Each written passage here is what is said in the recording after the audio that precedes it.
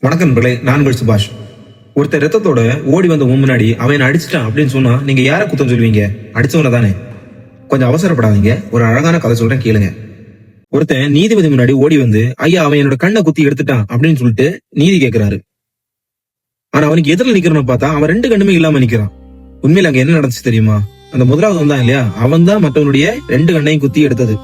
அவன் தன்னை தற்காத்துக் கொள்ளும் போது நடத்தின தாக்குதல்ல இவனுடைய ஒரு கண்ணை பறி போயிடுச்சு. இதுதான் திருவள்ளுவர் திருக்குறள்ல ஓர்ந்து கண்ணோடாது இறைபுரிந்து யார் மாட்டும் தேர்ந்து செய்வதை முறை அப்படின்னு சொல்லியிருக்கிறாரு. அதாவது எப்பவுமே எந்த பிரச்சனை வந்தாலுமே ரெண்டு பக்கமே என்ன நடந்துன்னு சொல்லிட்டு தீர விசாரிக்கணும். ஆள் பார்க்காம நடந்துலையாதுன்னு ஒரு தீர்ப்பை சொல்லணும்.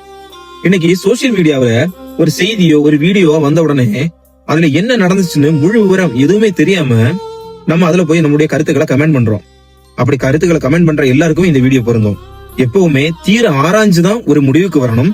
இதை பத்தின உங்களுடைய கருத்துக்களை வீடியோல கமெண்ட் பண்ணுங்க. நன்றி, ஜெய்ஹிந்த்.